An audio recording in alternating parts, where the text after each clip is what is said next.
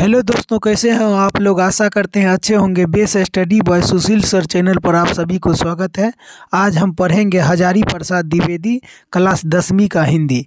लेकिन बहुत सा क्लासीय स्कूल में इसको पूछा जाता है, बहुत सा सिलेबस दिया है।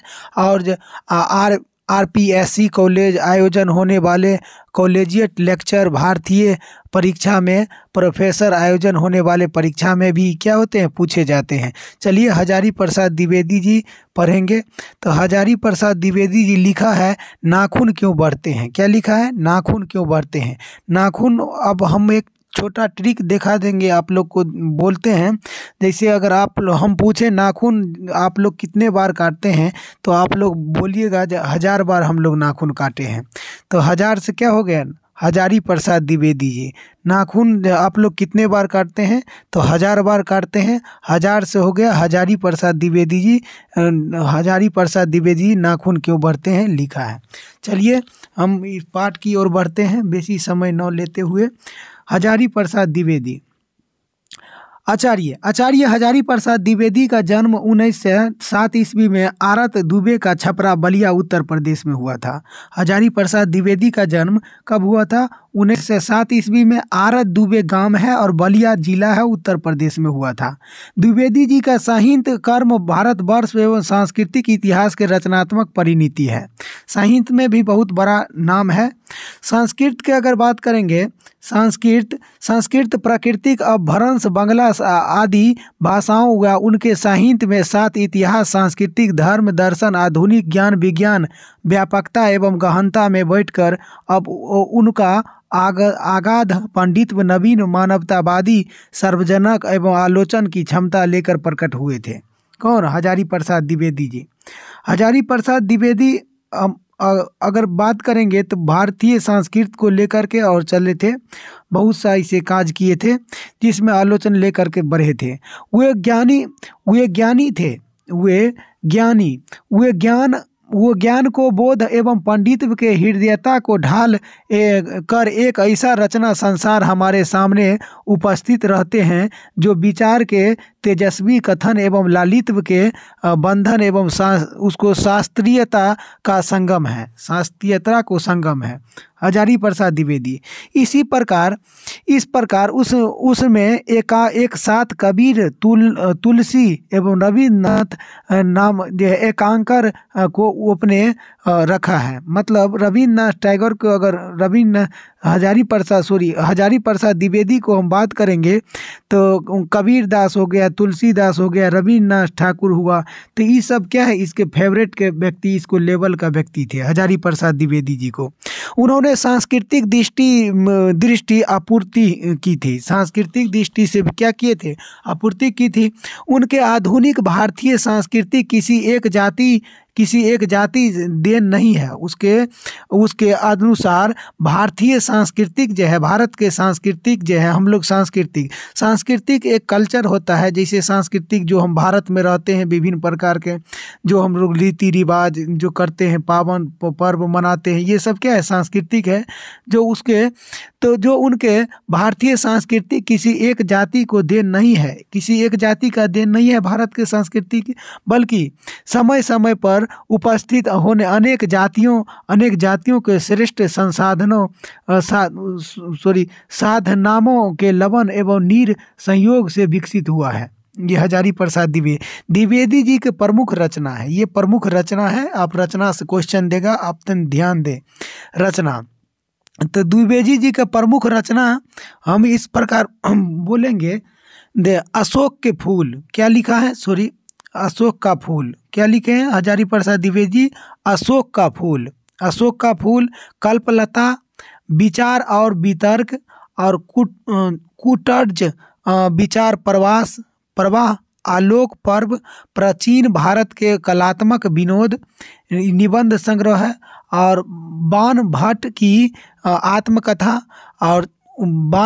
आत्मकथा और चारुण चंद्र लेख और पूर्ण जन्म और अनाम दास का पोथा उपन्यास लिखा है।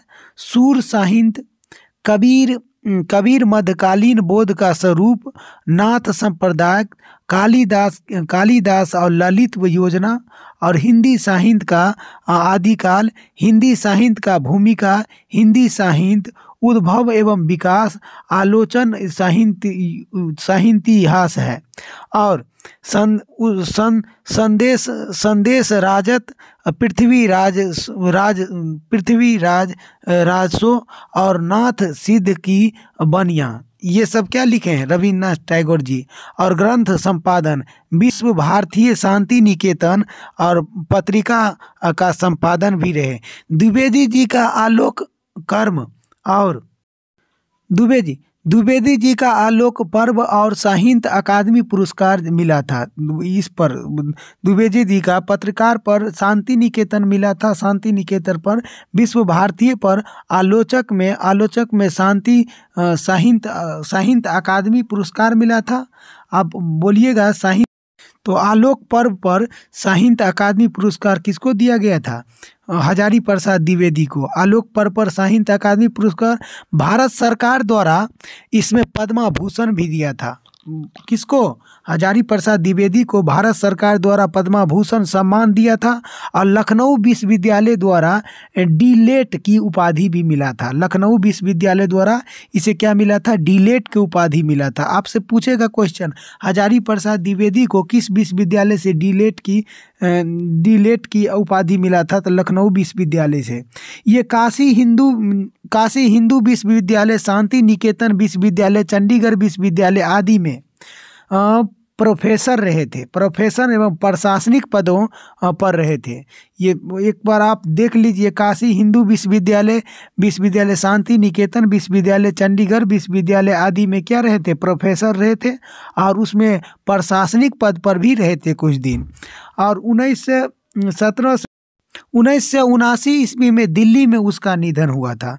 1979 में क्या हुआ था? हजारी प्रसाद द्विवेदी को दिल्ली में निधन हुआ था। तो आपसे पूछेगा हजारी प्रसाद द्विवेदी का निधन कब हुआ था?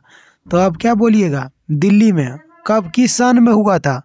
तो 1989 ईस्वी में हुआ था। चलिए हम नेक्स्ट की ओर बढ़ते हैं। हजारी प्रसाद द्विवेदी ग्रंथावली से लिए गए प्रस्तुत निबंध में प्रख्यात लेखक एवं निबंधकार का मानववादी दृष्टिकोण प्रकट है। हरित इस ललित निबंध में लेखक ने बार बार काटे जाने वाले, बढ़ जाने वाले नाखून के बहाने अत्यंत सहज शैली से सभ्यता एवं संस्कृति का विकास एवं गाथा उद्घाटित करते हैं। इसमें तो इस निबंध में इस ललित निबंध, बोलेगा जी कौन चीज़ लिखा है? तो निबंध लिखा है ललित निबंध। तो ललित निबंध में लेखक के बार बार काटे जाने पर भी बढ़ जाने वाले नाखून के बहाने अत्यंत सहज शैली में सभ्यता और सांस्कृतिक विकास गाथा उद्घाटित कर दिखाया है। इसमें बार बार जो हमारे संस्कृति में देखते हैं, बार बार ललित निबंध में नाखून जो काटते हैं और बढ़ जाते हैं उसके गुणगाथा एकदम उद्घाटित किया है। और नाखून का बढ़ना मनुष्य की उसको आदिम पार्श्व वृत्ति एवं संघर्ष चेतना का प्रमाण है। और दूसरे और उन्हें बार बार काटते रहना और अलंकृत करते रहना मनुष्य के सौंदर्य बोधक और सांस्कृतिक चेतन की भी निरूपित करता है। और ये लेखन कहते हैं, लेखक ने नाखून के बहाने मनोरंजन शैली में मानव सत्य एवं जो है दिग्दर्शन कराने का सफल प्रयत्न किया है। और यह निबंध कई पीढ़ी के सौंदर्य बोधक, इतिहास चेतन एवं सांस्कृतिक एवं सत्य गौरव का भाव जगाया है। इसमें हम देखेंगे नाखून के बढ़ने में। चलिए नाखून क्यों बढ़ते हैं, नाखून क्यों बढ़ते हैं ये पढ़ेंगे। नाखून क्यों बढ़ते हैं? बोल रहा है बच्चे कभी कभी चक्कर में डाल देने वाले प्रश्न कर पूछ बैठते हैं। बोलते हैं बच्चे कभी कभी चक्कर में डाल देने वाले प्रश्न कर बैठते हैं।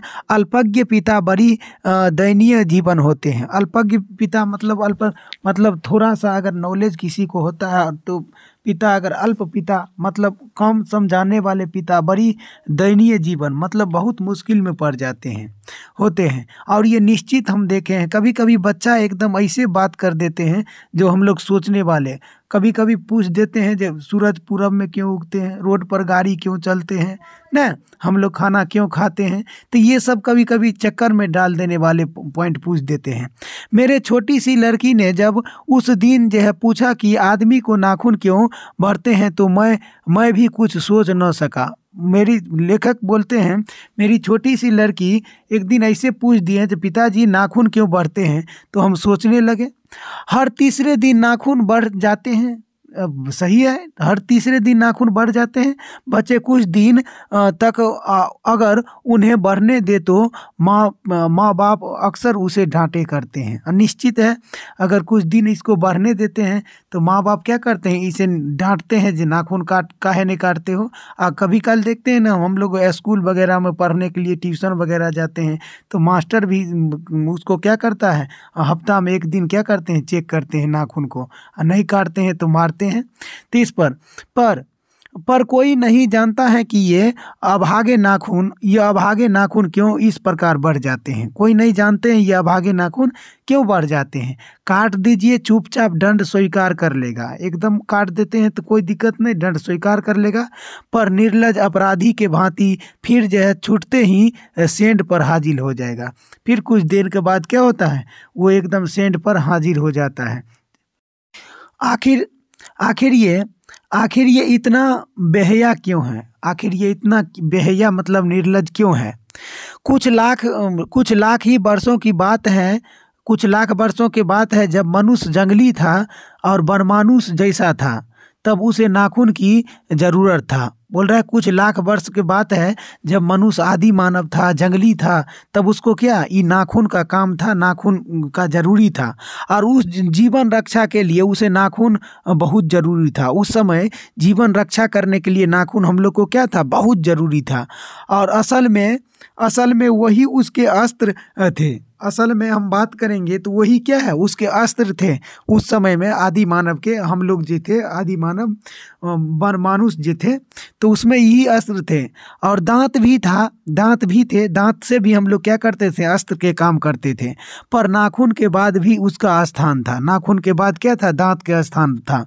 उन दिनों उसे जूझना पड़ता था और प्रतिद्वंदियों को पछाड़ना पड़ता था। प्रतिद्वंद मतलब अगर कोई चले आता है लड़ने वाला, या हम बोल सकते हैं प्रतिद्वंद, तो प्रतिद्वंद मतलब विरोधी उसको क्या करता था, पछाड़ना पड़ता था, विरोधी को पछाड़ना पड़ता था। नाखून उसके लिए आवश्यक अंग था। नाखून क्या था, उसके लिए एक आवश्यक अंग था। फिर धीरे धीरे वह अपने अंग से बाहर की ओर वस्तु का सहारा लेने लगा। फिर धीरे धीरे क्या हुआ, वो अपना नाखून छोड़ कर और बाहर के वस्तु सहारा लेने लगा। पत्थर के ढेले के सहारा लेने लगा, पेड़ के डाली के से काम जो है लेने लगा। और रामचंद्र जी का बानरी सेना के पास ऐसे ही अस्त्र था। रामचंद्र जी का बानरी सेना में ऐसे ही अस्त्र था। और उसने हड्डियों के भी जो हथियार बनाया था। रामचंद्र जी किसको हथियार बनाए थे, हड्डियों को भी हथियार बनाया था। इन्हें हड्डी के हथियारों में सबसे मजबूत एवं सबसे ऐतिहासिक था देवताओं के राजा का वज्र। देवताओं के राजा इंद्र का क्या था, और सबसे ऐतिहासिक क्या था, वज्र था, जो दधीति मुनि के हड्डियों से बना था। दधीति मुनि के हड्डी से बना था। मनुष्य और भी आगे गया और उसने धातु का हथियार बनाना शुरू कर दिया, लोहा का हथियार बनाना शुरू कर दिया। और जिसके पास लोहे का अस्त्र और शस्त्र थे वे विजय हुआ। और देवताओं के राजा तक को मनुष्य के राजा से इतिहास जो है सहायता लेना पड़ा। अंतिम में देवताओं को राजा को क्या, मनुष्य के राजा से सहायता लेने पड़ा। और मनुष्य के पास लोहे का अस्त्र था और असुर के पास अनेक विद्याएं था। लोहे के अस्त्र नहीं थे और शायद घोड़े भी नहीं थे। शायद क्या, असुर को घोड़े भी नहीं थे। और क्या हम लोग को पास, अगर राजा की बात करेंगे, भगवान के पास क्या, और लोहे का अस्त्र भी था और घोड़े भी थे। और आर्य के पास दोनों चीज था। आर्य विजय हुआ। फिर इतिहास आगे की ओर बढ़ा और अपने गति को बढ़ाया। नाग हारे, असुर हारे, सुपर्ण हारे, यक्ष हारे, और जो गंधर्व हारे, असुर हारे, राक्षस हारे, और लोहे के अस्त्रों ने क्या किया, बाजी मार लिया। इतिहास आगे बढ़ा और पालीती वाली बंदूकों ने, कारतूतों ने और तोपों ने, बमों ने और बम वर्षक वायुयानों ने इतिहास को कीचड़ भरे घाट पर तक जो है घसीट दिया। और यह सबसे मालूम है कि नखधर मनुष्य अब आइटम बम पर भरोसा करके आगे की ओर बढ़ रहा है।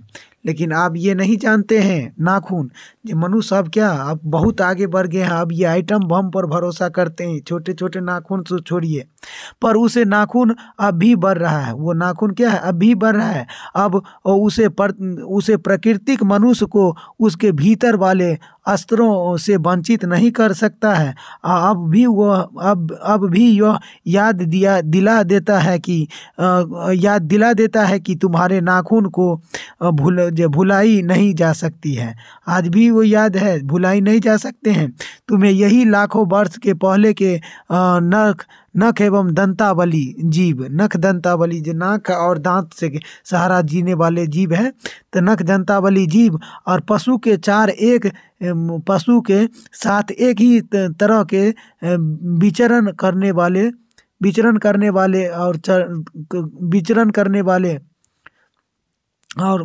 करने वाले तुम लोगों को अगर हम विचरण वंचित नहीं करते थे, अब भी यह दिल याद देता है कि तुम्हारे नाखून को भुलाया नहीं जाता है। और तुम यही लाख वर्ष पहले के क्या है, उसको नख दंतवली हो और मनुष्य के साथ एक हो सकता है, पर विचार करने वाले को उसको चरने वाले और तंततः किम में हैरान होकर सोचता है कि मनुष्य आज अपने बच्चे को नाखून न काटने देते हैं। बच्चे क्या न काटने देते हैं, न काटने के लिए डांटते हैं। काटने के लिए क्या करते हैं, डांटते हैं। किसी दिन कुछ थोड़े लाख वर्ष पूर्व वह बच्चे को नाखून नष्ट करने पर डांटते थे। कुछ थोड़े लाख वर्ष अगर पूर्व की बात करेंगे तो नाखून काटने के लिए बच्चे को क्या करते, अगर काटते थे तो डांटते थे। लेकिन जो है आज प्रकृति की वह अब भी जो नाखून को जिलाए जा रहे हैं, और मनुष्य हैं वह अब भी उसे काटे जा रहे हैं। मनुष्य अब क्या कर रहे हैं, उसे काटे जा रहे हैं। और जो यह कम बखत रोज बढ़ते हैं, क्योंकि वे अंधे हैं और वो ये नहीं जानते हैं कि मनुष्य को इससे कोटि कोटि गुना शक्तिशाली अस्त्र मिल चुका है। नाखून ये नहीं जानते हैं कि मनुष्य को अब कितने बड़े बड़े अस्त्र मिल गए हैं। वो अभी भी बढ़ रहा है। कौन, नाखून। मुझे ऐसा लगता है कि मनुष्य अब नाखून को नहीं चाहता है। मुझे ऐसा लगता है, लेखक कहते हैं, जब मनुष्य जो है नाखून को नहीं चाहता है, उसके भीतर बरबस युग का कोई अवशेष जाए और यह उसे असह्य है। लेखक कहते हैं, लेकिन यह भी कैसे कहूँ, नाखून काटने से क्या होता है। मनुष्य की बर्बरता घटी जाती है और वह भी बढ़ती जा रही है। मनुष्य के इतिहास में हिरोशिमा का हत्याकांड बार बार थोड़े ही याद होते हैं। जो हिरोशिमा में कितने बड़े कांड हुआ, यह भी उसका नवीनतम रूप है। और मैं मनुष्य की नाखून की ओर देखता हूँ और कभी कभी निराश हो जाता हूँ। लेखक बोलते हैं, हम कभी कभी नाखून की ओर देखते हैं तो क्या होते हैं, निराश हो जाते हैं। और इसमें निराश हो जाते हैं, ये उसका भयंकर वृत्ति के जीवंत प्रतीक है। ये बोलते हैं मनुष्य को उसके भयंकर मतलब पशुता की ओर ले जाते हैं। पार्श्ववृत्त है कि मनुष्य अगर चाहते हैं हम इतने बड़े लेवल पर आ गए, लेकिन ये नाखून बढ़ने से उसको पार्श्ववृत्त जीवंत प्रतीक है। मनुष्य की पशुता को जितनी बार भी काट दो वो मरता नहीं है, वो जागता है। वो मनुष्य को, पशुता को जितने बार काट दो आप, वह मरना नहीं जानती है। मरना क्या है, नहीं जानती है। कुछ हजारों साल पहले मनुष्य ने नाखून के सुकुमार विनोद के लिए उपयोग में लाना शुरू किया था। कुछ हजारों वर्ष पहले क्या था, नाखून को सुकुमार विनोद करने के लिए जाना जाता था। और उसमें वात्स्यायन एवं कामसूत्र से पता चलता है कि आज भी 2000 वर्ष पहले का भारतवासियों नाखून को जम के संभालते थे। 2000 वर्ष पहले नाखून को जम के संभालते थे। उसके काटने की कला काफ़ी मनोरंजक बनाई जाती थी। और जैसे अगर त्रिकोण, वर्तुलाकार, चंद्रकार, दंतुल आदि विविध आकृति के नाखून उन दिनों बिलासी नागरिक ने भी जाने किस काम आया करते थे। और उसके मिथ्या जिसको सिख थे जिकरा मोम कहते हैं, और अलता, और उसमें यत्न पूर्वक रगड़ कर और लाल एवं चिकना बनाई जाती थी। और गौड़ देश मतलब बंगाल के साइड बोल रहे हैं, गौड़ देश के लोग उन दिनों बड़े बड़े नख एवं पसंद करते थे। बड़े बड़े लोगों क्या करते थे, पसंद करते थे। नखधर मनुष्य को क्या करते, पसंद करते थे। और अलावा पसंद करते थे गौड़ देश के लोग बड़े बड़े क्या करते थे, पसंद करते थे। और बड़े बड़े नखों के पसंद करते थे। जो दक्षिण के लोग हैं वो छोटे नख को पसंद करते थे। दक्षिण के लोग किस लोग को पसंद करते थे, छोटे नख वाले को। और अपने अपने रुचि का देश का भी एक काल भी हुआ। और लेकिन समस्त अधोगामिनी वृत्तियों की ओर जो है नीचे खींचने वाले वस्तुओं एवं भारतवर्षों ने मनोयोचित बनाया। और यह बात चाहता है कि जो भूल नहीं सकता है, मानव शरीर का अध्ययन करने वाले प्राणी विज्ञान का निश्चय मत है। और मानव का चित्त की भांति मानव शरीर में भी वो बहुत सी अभ्यास और अन्य सहज विकसित हो रही है। दीर्घ काल तक उनका आवश्यकता रहता है। अतएव शरीर ने अपने भीतर एक ऐसा गुण पैदा कर लिया है कि जो वृत्तियाँ अपनास ही है, और शरीर के अनजाने में भी अपने आप काम करती है। नाखून का बढ़ना उसमें से एक है। केस का बढ़ना उसमें से एक दूसरा है। और दांत का दोबारा उठना तीसरा है। और पलकों का गिरना क्या है, चौथा है। ये मनुष्य को चौथा है। और असल में असहजात वृत्तियाँ अनजान स्मृति को भी कहते हैं। हमारी भाषा इसके उदाहरण मिलते हैं। अगर आदमी अपने शरीर की, मन की और वाक के अनायास घटने वाले विस्तृत विषय को विचार करें तो उसे अपनी वास्तविक प्रकृति एवं पहचानने की बहुत सहायता मिलेगा। और यह कौन सोचता है कि सोचना तो क्या, उसे इतना भी पता नहीं चलता है कि उसे भीतर नख बढ़ लेने की जो सहजात वृत्त हैं वह उसे पशुता का परिमाण है। ये क्या है, उसे पशुता का परिमाण है। उसे काटने की जो प्रकृति है वो उसकी मनुष्यता की निशानी है। जो हम लोग काटते हैं उसको क्या है, मनुष्यता की निशानी। हम लोग आगे की ओर बढ़े, हम लोग विकसित हुए तो हम काटते हैं, और उसके बढ़ने का जो नाखून बढ़ते हैं उसको पशुता की ओर निशानी है। जो आज भी मनुष्य बोलता है जो हम इतने सर्वश्रेष्ठ हैं, हम इतना है, उसको नाखून बढ़ता है वो पशुता की ओर जाते हैं। यद्यपि पशुता चिन्ह उसके भीतर ही अभी भीतर रह गया है, और वह पशुता को छोड़ चुका है। और मनुष्य पशुता को छोड़ चुका है, लेकिन उसको भीतर है अभी। पशु बनकर वो आगे नहीं बढ़ सकता है मनुष्य। हम लोग अगर पशु बनकर आगे बढ़ पाएंगे नहीं। और उसे कोई भी रास्ता खींचना चाहिए। अस्त्र बढ़ने की प्राकृतिक मनुष्यता का विरोधी करेगा। अस्त्र बढ़ने का क्या होगा, मनुष्यता का विरोधी करेगा। मेरा मन पूछता है कि फिर किस ओर मनुष्य किस ओर बढ़ता है, मनुष्य किस ओर बढ़ता है, पशुता की ओर या मनुष्यता की ओर, मनुष्यता की ओर। तो अस्त्र बढ़ने की ओर या अस्त्र जो है काटने की ओर। फिर मेरे निबोध बालिका ने मानो मानो मनुष्य जाति का प्रश्न किया है, मनुष्य जाति से प्रश्न किया है, जानते हो नाखून क्यों बढ़ते हैं? यह हमारे पशुता के अवशेष हैं। और ये भी पूछता है कि जानते हो यह अस्त्र शस्त्र क्यों बढ़ते हैं? ये हमारे पशुता के निशानी है। भारतीय भारतीय भाषाओं में प्राय यह अंग्रेजी को इंडिपेंडेंस शब्द का समानार्थक शब्द नहीं व्यवहार किया गया है। भारत में इंडिपेंडेंस का मतलब हुआ, हम इस प्रकार बोल सकते हैं, इंडिपेंडेंस का मतलब जो है अपने अंदर बोल सकते हैं, अपने अंदर, सॉरी, किसी के अंदर नहीं।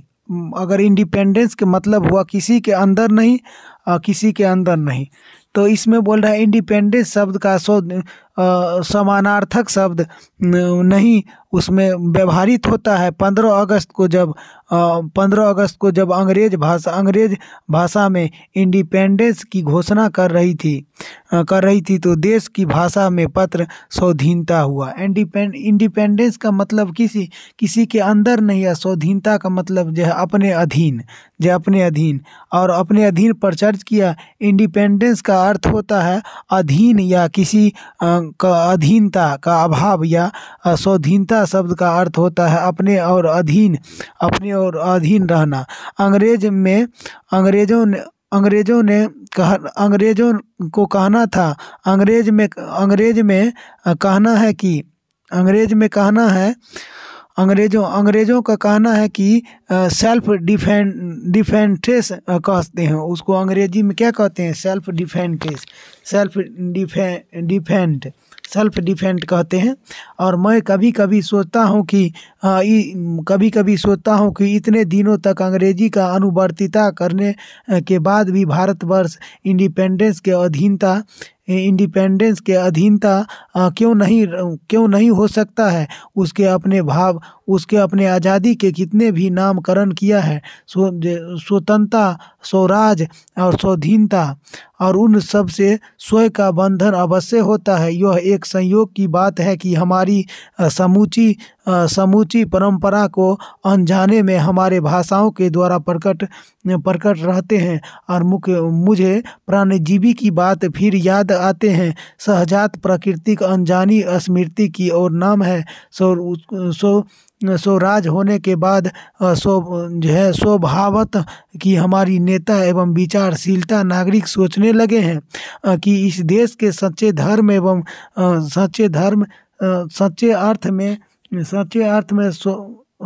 अर्थ में खुशी कैसे बनाई जाती है। हमारे देश के लोग पहली बार यह सब सोचने लगे हैं कि ऐसे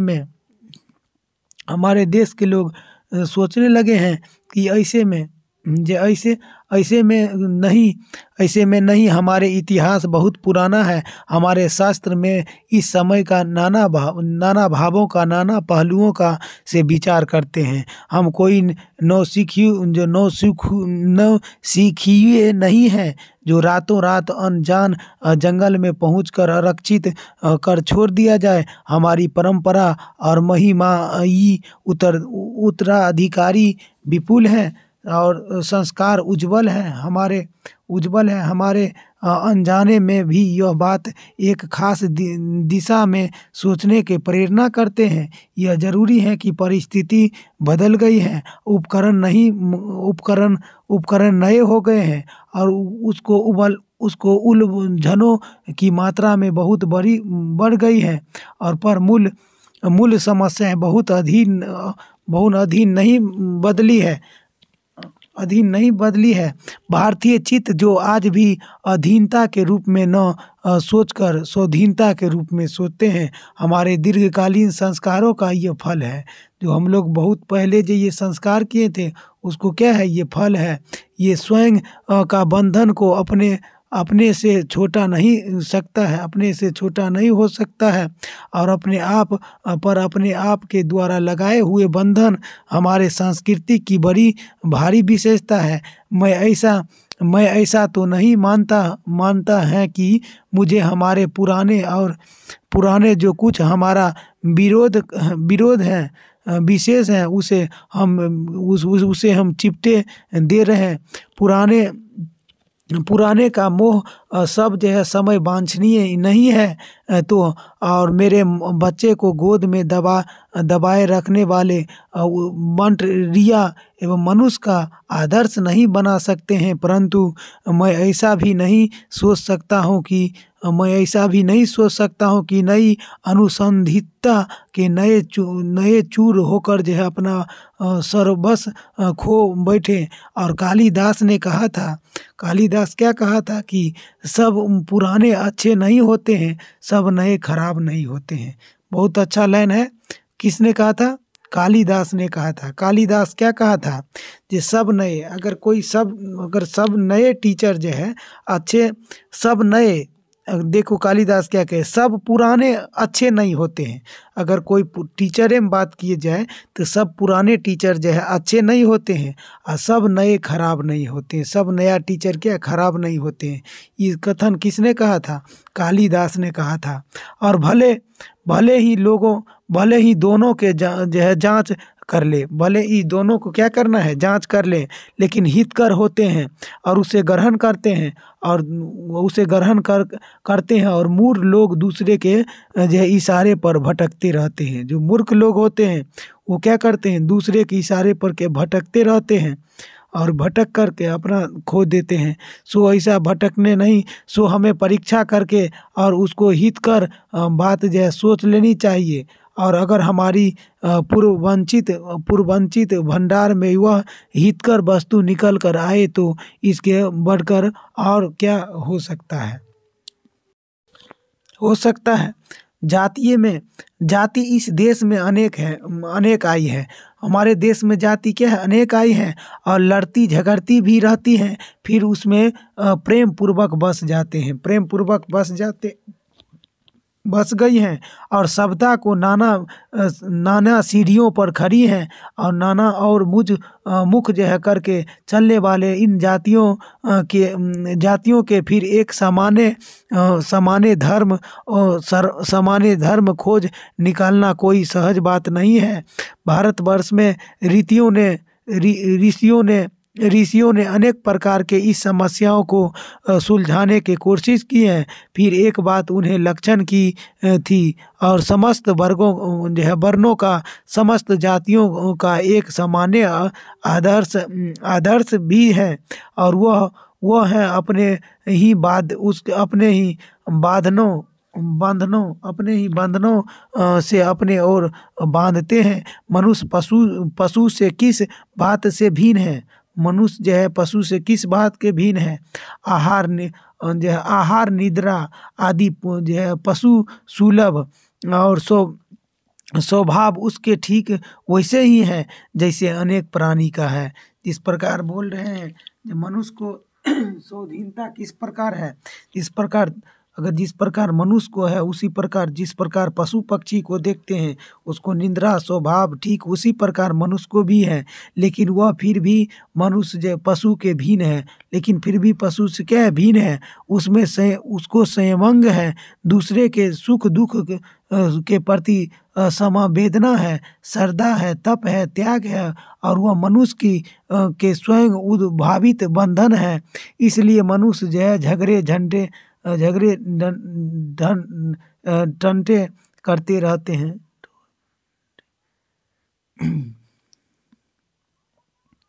करते रहते हैं और अपने आदर्श को नहीं मानते हैं। गुस्से में आकर जो है बढ़ दौड़ने वाले अविवेक की बुरा समझते हैं और वचन मन के शरीर के से फिर एक असत्य चरण को गलत आचरण मानते हैं। यह किसी भी जाति का कर्म और समुदाय का धर्म नहीं है कि मनुष्य मात्र का धर्म है। महाभारत में इसलिए निवेर भाव एवं सत्य अक्रोध को सब वर्णों का सामान्य धर्म कहा है। एक दोहा दिया है जे एक धी वित्तो श्रेष्ठ सर्वभूतसु भारत निवेरत महाभारत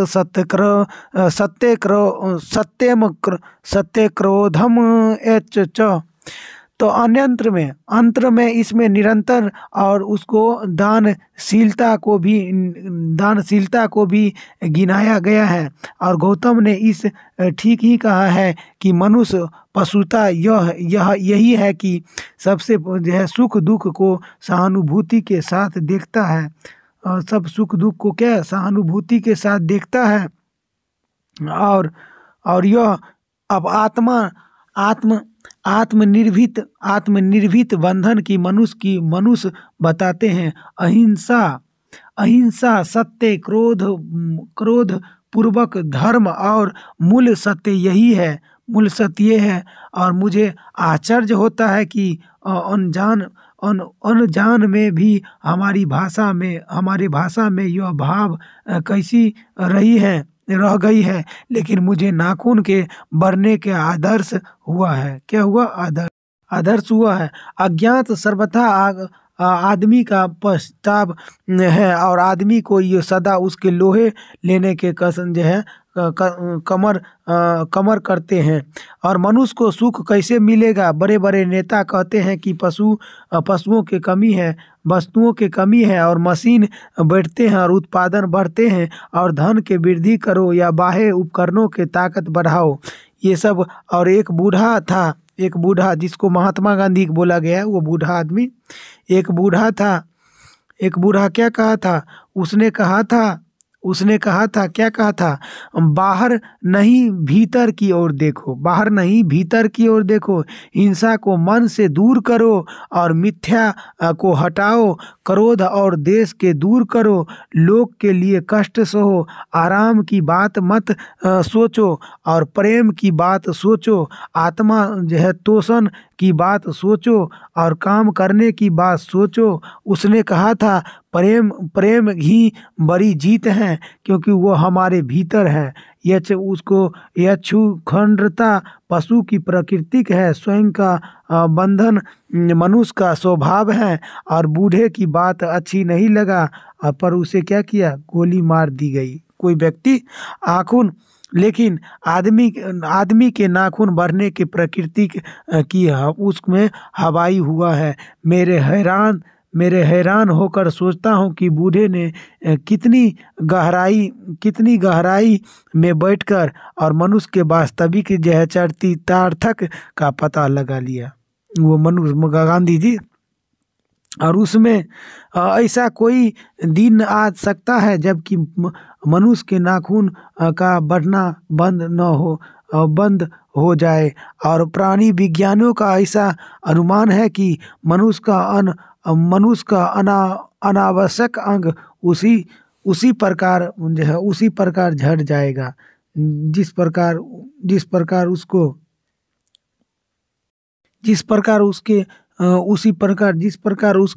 उसका जो है पूंछ झड़ गया था। जिस प्रकार मनुष्य का पूंछ झड़ गया है, उसी प्रकार एक दिन क्या होगा? नाखून भी झड़ जाएगा। उसी दिन मनुष्य के पशुता की लुप्त हो जाएगा। उस दिन मनुष्य क्या होगा? पशुता के लुप्त हो जाएगा। शायद उसी दिन क्या होगा? उसी दिन वह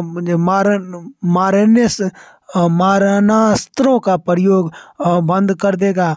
और उसमें तब तक इस बात का छोटा बच्चे को उसको परिचित कर सकते हैं। और वांछनीय बात यह है कि मनुष्य की अपनी इच्छा है और अपना आदर्श है। और विरहित जीवन में अस्त्रों और शस्त्रों का बढ़ने देना मनुष्य की अपनी इच्छा एवं निशानी है। ये सब क्या है? इच्छा के निशानी है। उसकी बाढ़ को रोकना और मनुष्यता का जो है तकाज है। मनुष्य की जो घृणा है और अन्याय है और बिना सिखाए हैं आ सकते हैं, वह पशु की घोतक है और अपने संयम रखता है और दूसरे के मनोभाव का आदर करता मनुष्य का शर्म और धर्म दोनों है।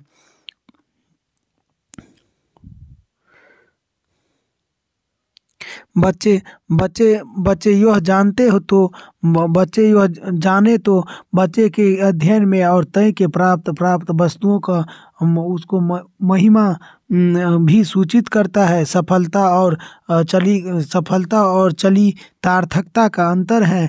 मनुष्य मारने अस्त्रों और एवं संचयन के बाह्य उपकरणों के बहुमूल्य से उस वस्तु को पा सकता है जिसे उसने बड़े आडंबर के साथ सफलता नहीं दे रहा है, परंतु मनुष्य के चरितार्थक प्रेम में है और नैत्री भी है और त्याग में है और अपने सबसे मंगल के निशेष भाव से दे हैं। नाखून का बढ़ना मनुष्य की उस अंध सहजात वृत्त को परिणत है। मनुष्य को यह अंत सहजात परिणत है, लेकिन निसंदेह उसने नाखून को बढ़ना मनुष्य को अंध सहजात वृत्त का परिणत है, जो अपने भीतर सफलता ले जाते हैं और उसके काट लेने और स्वयं निर्धारण आत्मा बंधन का फल एवं चलितार्थकता की ओर ले जाते हैं। कम बखत नाखून बढ़ते हैं और मनुष्य उन्हें बढ़ने नहीं देते हैं, काट देते हैं। तो चलिए आज के लिए इतना ही। आज के ये चैप्टर ख़त्म होता है। अब आने वाले इससे जितना पढ़ाए हैं, जिससे जितना भी क्वेश्चन बनेगा MCQ, जितना भी MCQ क्वेश्चन बनेगा वो हम क्या करेंगे, अगले वीडियो में हम जितने भी क्वेश्चन बनेगा वो क्वेश्चन करवा देंगे। और एक वीडियो और आएगा जिसमें इसको जितना भी सब्जेक्टिव बनेगा वो सब्जेक्टिव को करा देंगे। तो चलिए आज के लिए इतना ही। यदि हमारे वीडियो आप लोगों को अच्छा लगता है तो हमारे चैनल को सब्सक्राइब कर ले, लाइक कर ले, शेयर कर ले, ताकि आने वाला वीडियो की नोटिफिकेशन मिले। चलिए इतना ही पर अपने वाणी को विराम करते हैं। जय हिंद।